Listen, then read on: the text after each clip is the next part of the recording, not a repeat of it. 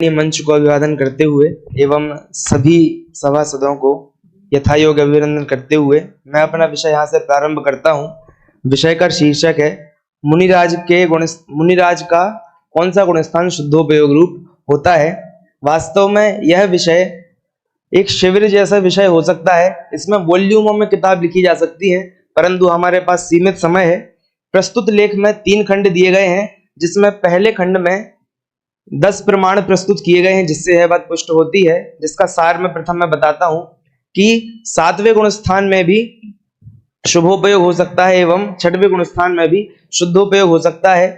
शोध का उद्गम यह है कि 8 महीने पहले आज से मेरे सुनने में दोनों चर्चाएं आई हैं। पहला मत यह है कि 7वें में शुद्धोपयोग ही होता है, 6वें में शुभोपयोग ही होता है। हर अंतर मुहूर्त में गुणस्थान परिवर्तन होने से मुनिराज हर अंतर मुहूर्त में आत्मानुभूति करते हैं। यह पहला पक्ष है। इसको चर्चा 1 स्थान दिया है और चर्चा 2 दी है कि गुणस्थान परिवर्तन तो होता है, लेकिन आत्मानुभूति का संबंध किसी गुणस्थान से ना होकर अपनी एक अलग कैटेगरी है, उसकी धारा अलग है। ऐसा कोई नियम नहीं है। 2 चर्चाएं हैं, जिसका इंडेक्स पृष्ठ 4 पर दिया हुआ है। और अभी हम केवल प्रथम खंड की चर्चा करने जा रहे हैं। समय अभाव से द्वितीय तृतीय की चर्चा नहीं करेंगे। सबसे पहला प्रबल प्रमाण है अभाव प्रमाण। पूरे जनागम की एक भी संस्कृत प्राकृत की एक भी लीटी ऐसी नहीं बताती है जिसमें यह हो कि 6वें गुणस्थान में शुभोपयोग ही होता है और 7वें गुणस्थान में शुद्धोपयोग भी हो सकता है।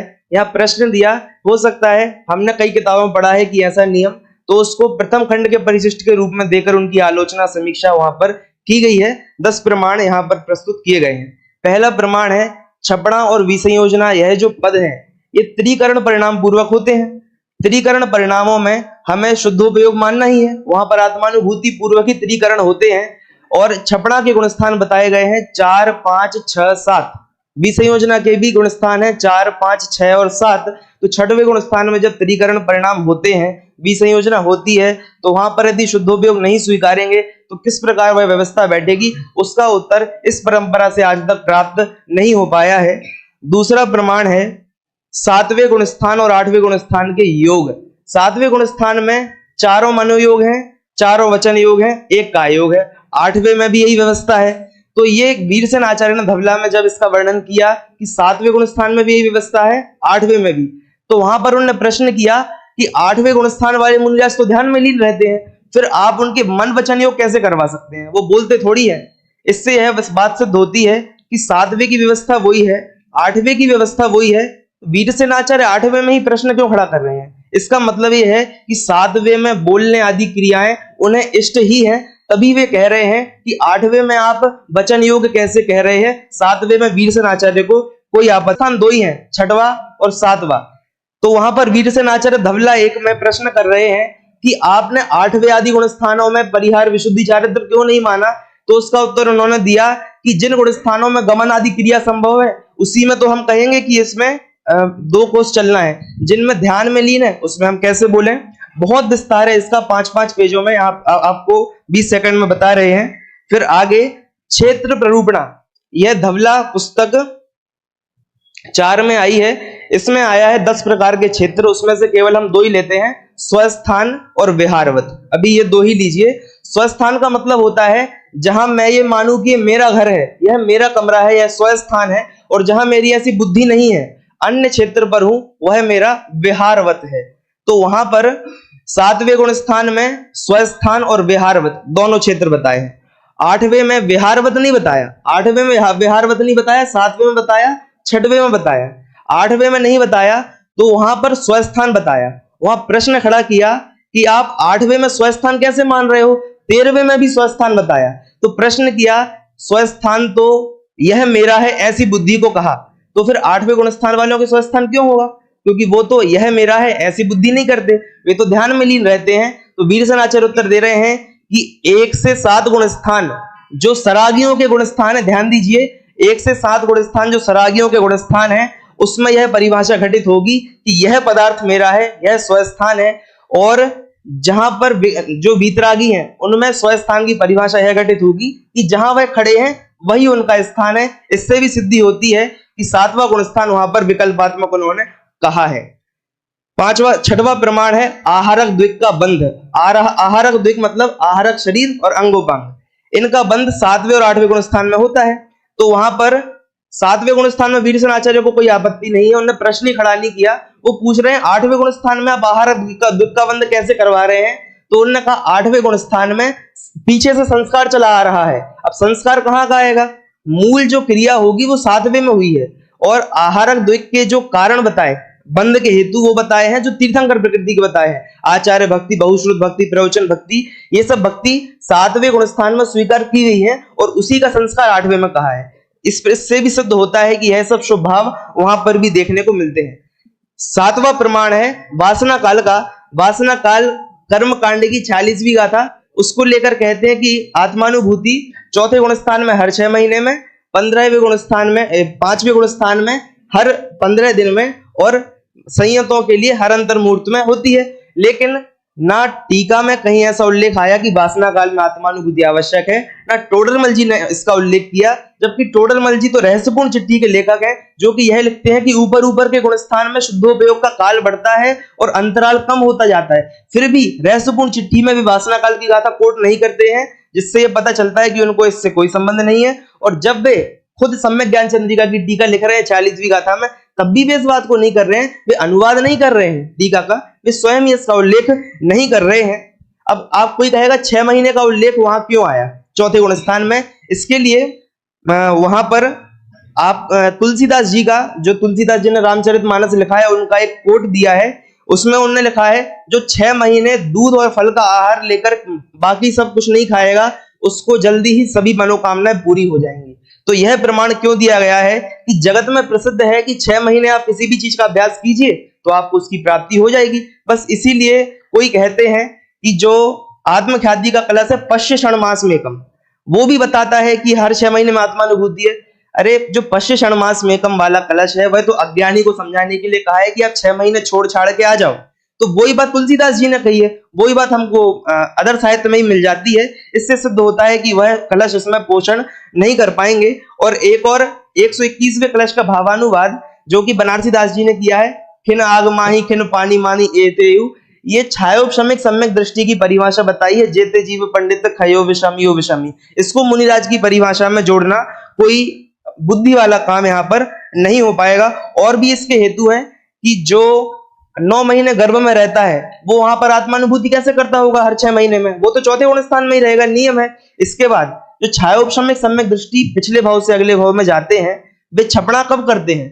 तो छपड़ा 8 वर्ष के बाद ही कर पाते हैं। इससे भी सिद्ध होता है कि यदि वे शुद्धोपयोग पहले कर लेते तो छपड़ा पहले कर लेते, 2 वर्ष में ही कर लेते, या 8 वर्ष के पहले नहीं हो रहा है। इससे पता चल रहा है कि पिछले भाव में मरण के समय किया हो और इस भाव में 8 वर्ष में करो तो भी 8 वर्ष का अंतराल है। और पंचम गुण स्थान का उत्कृष्ट काल क्या बताया? 8 वर्ष का 1 कोटि पूर्व, यानी त्रिकरण तो हो ही नहीं सकते 8 वर्ष के पहले, द्विकरण भी नहीं हो सकते, क्योंकि 5वां गुण स्थान प्राप्त करने सम्यक दृष्टि को द्विकरण ही चाहिए, वह भी नहीं होते हैं। इससे पता चलता है जब द्विकरण जितनी विशुद्धि नहीं है, जिसमें आत्मानुभूति का कोई आवश्यक नहीं बताया है, तो त्रिकरण में कहां से आ जाएगा? इससे भी हमको ये बात पता चलती है। अब जो इस शोध का बिल्कुल मर्म स्थल है वह यह है विशुद्धि, संक्लेश और कषाय। ये क्या होता है? यह इस शोध का प्रमुख अंग है। प्रायः यह देखा जाता है विशुद्धि बढ़ना यानी कषाय का मंद होना, और कषाय का बढ़ना मतलब विशुद्धि का मंद होना, लेकिन ऐसा कदापि नहीं है। 11वें गुण स्थानवर्ती जो मुनिराज हैं उपशम श्रेणी में, वे पूर्ण वीतरागी हैं, उनके पूरी कषाय जा चुकी है अभी हाल के लिए, लेकिन उनकी विशुद्धि कम है। और जो कषाई जीव, जो सरागी जीव 8वें गुण स्थान में छपक श्रेणी पर आरूढ़ है, उनकी विशुद्धि 11वें से ज्यादा है। यदि कषाय से विशुद्धि का संबंध होता तो इस यहाँ पर 8वें वाले की विशुद्धि कम होनी चाहिए। इसीलिए इससे सिद्ध होता है कि विशुद्धि कषाय के आधार पर नहीं होती। देखिए जो 11 स्थान बताए हैं, जो मुनिराज 7वें में स्थित है वो मंद कषाई है, और जो 4थे में स्थित है वो उनकी अपेक्षा तीव्र कषाई है। लेकिन जब 4थे गुण स्थान वाला जीव विसंयोजना करता है तो वो मुनिराज से भी ज्यादा विशुद्धि कर लेता है। 7वें गुण स्थानवर्ती मुनिराज हैं, उससे भी ज्यादा विशुद्धि 4थे गुण स्थानवर्ती जीव कर लेता है विसंयोजना और छपड़ा के काल में। तभी तो उसके उनसे ज्यादा निर्जरा बताई है सम्यक दृष्टि, श्रावक, विरत, अनंत वियोजक, छपक। इससे भी यह बात सिद्ध होती है। साथ ही मुझे एक व्यक्ति के प्रति तीव्र गुस्सा आया, इसको पहले कम गुस्सा आया, ये मंद कषाय।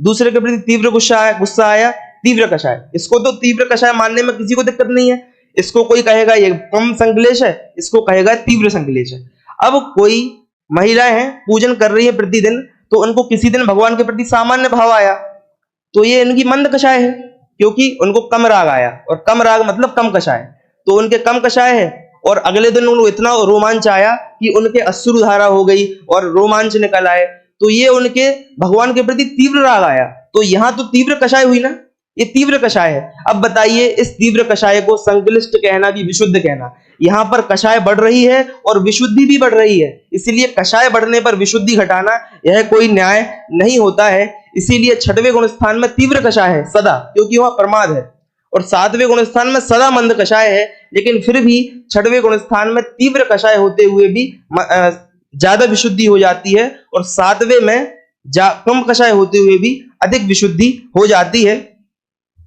इस प्रकार हमको पता चलता है कि विशुद्धि अलग चीज है और कषाय अलग चीज है। अब विशुद्धि किसे कहना? विशुद्धि कहना जीव की ऑल ओवर शुद्ध अवस्था को, पूरे द्रव्य पर्याय को विशुद्धि कहते हैं। जैसे हम देखते हैं क्षयोपशम निमित्तः षड विकल्पा शेषाणाम, उसके पहले विशुद्धि प्रतिपादाभ्याम तद विशेषा, विशुद्धि शब्द वहां पर आया। विशुद्धि का मतलब है क्षयोपशम जितना है जीव को आवरण, आवरण के अलावा जितना जीव का स्वभाव प्रकट है वो ज्ञानावरण के ज्ञान गुण संबंधी विशुद्धि है। जितना दर्शन गुण प्रकट है वो दर्शन गुण की विशुद्धि है। जितनी मंद कषाय है, जितना स्वभाव प्राप्त है वो उसकी मोहिनी संबंधी विशुद्धि है, और जितना उसको अंतराय का क्षयोपशम है वो उसकी जितना स्वभाव प्राप्त है वो विशुद्धि है। तो ऑल ओवर जीव विशुद्धि को प्राप्त करता है, मोह से बस उसको जोड़ना बात नहीं होती है। और अभी 9वां और 10वां प्रमाण, यहाँ पर 9वां प्रमाण गौण करते हुए मैं 10वें प्रमाण की ओर जाता हूं। 9वें प्रमाण में यह सिद्ध किया है कि कुछ विशुद्धियां दोनों गुण स्थान में होती हैं, छठवें सातवें में कॉमन,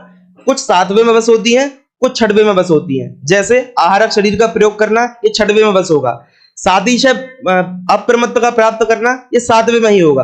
लेकिन बाकी विशुद्धियां तो दोनों में कई चीजें कॉमन हो जाती हैं। इस बात की प्रॉपर सिद्धि 5-7 पेजों में वहां पर की गई है। और अंतिम 10वां, पहले खंड का जो 10वां प्रमाण है वह है उपयोग। यह भी इसका मार्मिक स्थल है कि उपयोग जो है वो द्रव्यानुयोग और चरणानुयोग की चीज है।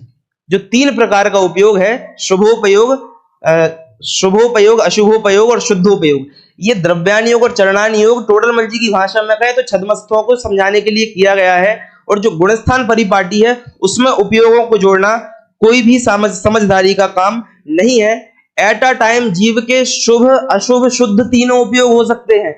यह बिल्कुल भ्रम है कि हर अंतर मुहूर्त में जीव का उपयोग बदलता है। यह बात ज्ञानोपयोग, दर्शनोपयोग संबंधी वहां चर्चा में तो उन उपयोगों में लगेगी, लेकिन शुभोपयोग, शुद्धोपयोग और अशुभोपयोग इस चर्चा में यह बात नहीं लगेगी। इसकी प्रमाण शॉर्ट में देता हूं। शुभ पुण्यस्य अशुभ पापस्य, यानी शुभ परिणामों से पुण्य प्रकृति का बंध होता है, अशुभ परिणामों से पाप प्रकृति का बंध होता है। ये हो गया तत्वार्थ सूत्र। अब चलिए नेमिचंद्र आचार्य के पास गोमठ सार कर्मकांड अध्याय 5, उसमें एट अ टाइम जीव को पुण्य प्रकृतियां बन रही हैं और पाप प्रकृतियां बन रही हैं। अब आप मुझे बताइए, एट अ टाइम किसी को असाता वेदनी बन रही है और यहाँ मनुष्य गति बन रही है, तो एक पुण्य है एक पाप है। इससे ही सिद्धि होती है कि जीव में उसी समय शुद्धि का भी अंश है, अशुभोपयोग भी है, शुद्धोपयोग भी है। और जो 8वें गुण स्थान में जीव है वहां पर उनके आत्मानुभूति भी चल रही है, तो शुद्धोपयोग भी द्रव्यानुयोग अपेक्षा कहेंगे। कर्णानुयोग तो 11वें में शुद्धोपयोग मानता, उससे नीचे बात नहीं होती है।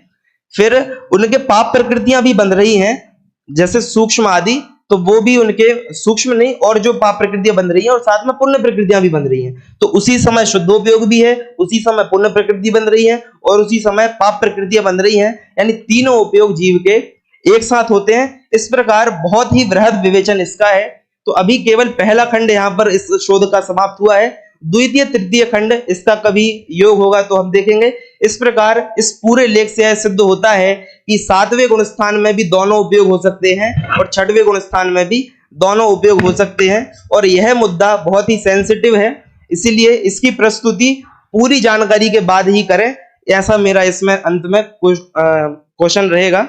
इस प्रकार अभी मेरा विषय संक्षिप्त रूप में यहीं पर समाप्त होता है। धन्यवाद। बहुत अच्छा।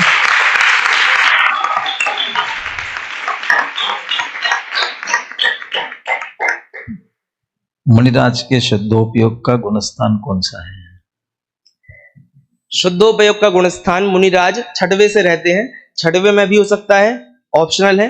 सातवें में भी हो सकता है, ऑप्शनल है। लेकिन द्रव्यानुयोग अपेक्षा 8वें से नियम है और करणानुयोग अपेक्षा 11वें में ही होगा पूर्णता की दृष्टि से।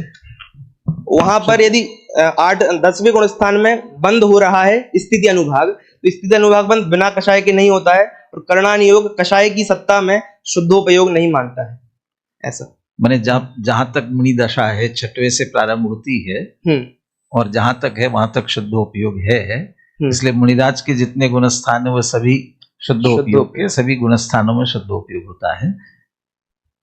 अभी बहुत सारी ऐसी बातें हैं जो हम सुन करके और उनको बोलते रहते हैं, लेकिन करणानुयोग से मिलाकर ही उसे बोलना चाहिए ताकि हमारी बात आगम से भी प्रमाणिक हो सके। तो ऐसी बातें जहां जहां भी आ रही है तो उन्हें सुनी सुनाई न कहते हुए अवॉइड करें ऐसी बातों को, है ना।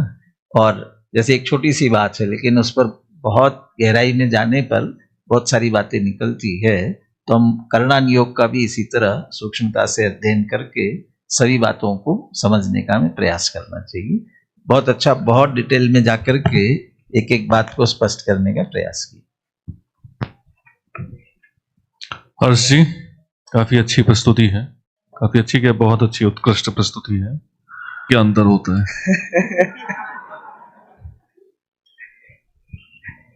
जी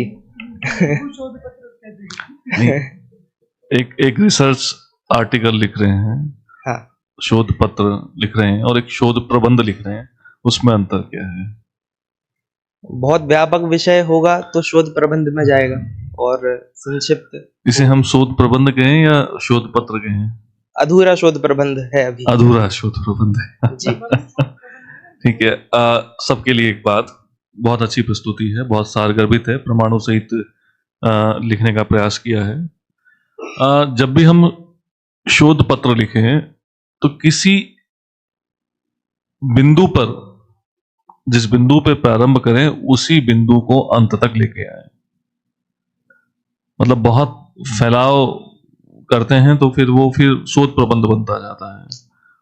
तो फोकस पॉइंट हमारा निर्धारित होना चाहिए। बाकी बहुत अच्छा आप इस पे काम कर रहे हैं और बहुत सुंदर कर रहे हैं, आपको धन्यवाद। आपकी सारी बातें मुझे स्वीकार हुई हैं, एक बात को छोड़कर। बाकी सारा विवेचन बहुत अच्छा था, उन सब पे मैं बात नहीं करूंगा। आपने कहा कि एक समय में तीनों उपयोग हो सकते हैं, शुभ, अशुभ और शुद्ध। ध्यान रखें कि आप उपयोग की बात कर रहे हैं। आपने हेतु क्या दिया इसका? बंध, कि पुण्य पाप दोनों प्रकृतियों का बंध हो रहा है, इसलिए उपयोग एक समय पर तीनों भी हो सकते हैं। मैं पूछ रहा हूं बंध का कारण क्या उपयोग कहा है? मिथ्या तो अविरति प्रमाद कषाय। मिथ्या दर्शन अविरति प्रमाद कषाय योगा बंध हेतवः। अब योग को प्रकृति प्रदेश अलग कर दे, मिथ्या दर्शन अविरति प्रमाद कषाय। तो आप जो हेतु दे रहे हैं ना इस चीज के लिए कि तीनों समय, एक समय पर तीनों उपयोग हो सकते हैं, क्योंकि इनसे बंध शुभाशुभ का एक साथ हो रहा है, तो उपयोग मात्र से नहीं हो रहा। एक समय पर जीव की जितनी शुद्धता अशुद्धता है, मतलब जिसे हम परिणति कह देते हैं, तज्जनित कषाय, जितनी कषाय विद्यमान है तदनुसार उसको बंध हो रहा है और उपयोग से निश्चित रूप से प्रभावित हो रहा है उसका बंध। पर इसके अलावा एक समय में तीनों उपयोग का और क्या हेतु है? क्योंकि बंध वाली बात तो नहीं जच रही इससे। जच रही मतलब ऐसे जचती है वह कि शुभ योग, वहां पर योग शब्द का प्रयोग है तत्वार्थ सूत्र में। शुभ योग पुण्य का हेतु है, अशुभ योग पाप का। और जब सर्वार्थ सिद्धि राजवार्तिक में इसकी चर्चा की शुभ योग किसे कहना, तो उन्होंने कहा कि शुभ परिणामों से जो योग बने वो शुभ योग है और अशुभ परिणामों से बने हुए अशुभ योग है। तो एट द एंड परिणामों पे बात आती है और परिणामों को ही उपयोग में जोड़ते हैं, परिणामों को ही उपयोग कहते हैं। इसीलिए उपयोग शब्द का मैंने प्रयोग किया, लेकिन कर्णानुयोग विवक्षा में उपयोग शब्द जो वो 3 है वो यहाँ पर स्थान प्राप्त नहीं करते। यह केवल विवेचन शैली के लिए प्रयोग किया गया है। कर्णानुयोग में तो संक्लेश और विशुद्धि, बस यही 2 पैरामीटर हैं। संक्लेश होने पर भी किसी अपेक्षा शुद्धोपयोग होता है, विशुद्धि होने पर भी उसमें शुभोपयोग भी होता है, ऐसी चर्चा उसमें आती जी। और टोडरमल जी ने भी कहा है कि जो मोक्ष मार्ग का संबंध है वह संक्लेश विशुद्धि से है, निर्जरा का संबंध भी संक्लेश विशुद्धि से है। टोडरमल जी के ही शब्द हैं कि शुभ भावों में और शुद्ध भावों में दोनों में ही निर्जरा होती है, अन्यथा निर्जरा तत्व संबंधी भूल 7वें अध्याय में। नहीं, वो बात बिल्कुल सही है कि दोनों में ही निर्जरा हो रही है जी। और दोनों उपयोग में ही संक्लेश विशुद्धि के स्थान बन रहे हैं जी। उसमें समस्या नहीं है, पर तीनों उपयोग एक साथ हो रहे हैं। देखिए अरहंत आदि की मतलब तत्संबंधी उपयोग जाए, शुभ वस्तु में उपयोग जाए वो शुभोपयोग है, अशुभ वस्तु में जाए वो अशुभोपयोग है, और स्वयं में उपयोग जाए जो राग द्वेष रहित परिणाम है वो शुद्धोपयोग है। इन तीनों का एक साथ होना कैसे संभव है? परिणति अनुसार बंद हो ठीक है जी। 3 उपयोग का एक साथ होने का क्या संतोषजनक तर्क है? जी, एक तो दिक्कत यह है कि कर्णानुयोग की अलग प्रतिपादन शैली है और द्रव्यानुयोग की अलग प्रतिपादन शैली है। दोनों को एक साथ प्रस्तुत करें तो उसके लिए भूमिका चाहिए पहले आधे घंटे की, कि कर्णानुयोग में यदि हम 3 स्थान डालेंगे तो कैसे होगा। और जो उपयोग है वो प्रमुखता अपेक्षा है, बहुलता और गेय अपेक्षा है कि यदि जीव जिन प्रतिमा में उपयोग लगा रहा है तो गेय सापेक्ष है और प्रमुखता सापेक्ष है, लेकिन शुद्धोपयोग में शुभोपयोग होता ही नहीं है। यानी उपयोग तो किसी एक को ही बोलेंगे, लेकिन कर्णानुयोग में हम आएंगे तो हमें अब बात ऐसी दोनों की बैठती नहीं है, मतलब बैठती है लेकिन वचनों में आना उसका जल्दी जल्दी संभव नहीं हो पाता है। इसीलिए ऐसा उपचार से कहना पड़ रहा है कि तीनों उपयोग एक साथ होते हैं। वस्तुतः जब जीव आत्मानुभूति कर रहा है उसे शुद्धोपयोग ही बोलेंगे, द्रव्यानुयोग कहेगा, लेकिन कर्णानुयोग ऐसा कहने में संकोच करेगा, ऊपर की अपेक्षा संक्लेश स्थान भी उसको प्राप्त हो पाएंगे, ऐसा दोनों उसमें प्राप्त होगा। कर्णानुयोग का कथन सूक्ष्म और अंतिम होता है, बाकी अनुयोगों का कथन प्रयोजन के अनुसार कदाचित अपने प्रयोजन गलत नहीं निकलेगा, इसलिए कदाचित संयोग आदि से भी इसमें निरूपण किया जाता है। इस प्रकार अभी सभी वक्ताओं का क्रम यहाँ